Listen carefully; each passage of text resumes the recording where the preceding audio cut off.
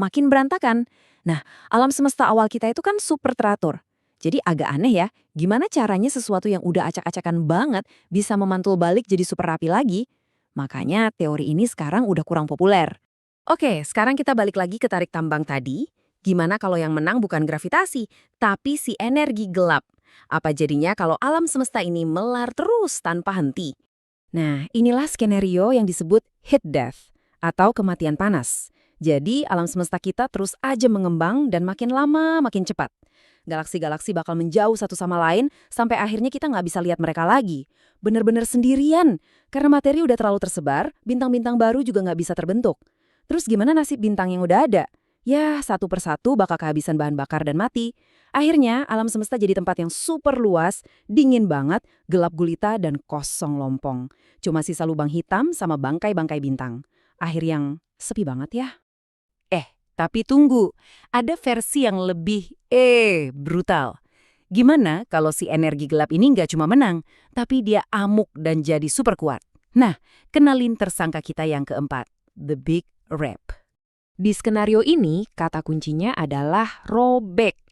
Laju pengembangan alam semesta jadi cepet banget nggak terkendali. Saking kuatnya dorongan ini, gravitasi jadi kalah telak.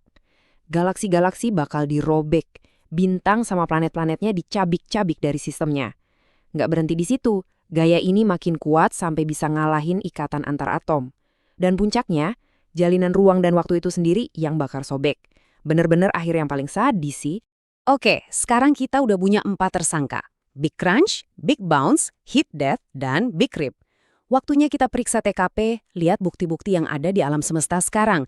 Mana sih yang paling mungkin jadi pelakunya? Jadi, para ilmuwan ngamatin ledakan bintang yang jauh banget, namanya supernova. Dan mereka nemuin sesuatu yang bikin kaget. Ternyata, pengembangan alam semesta kita ini nggak melambat, tapi justru makin ngebut.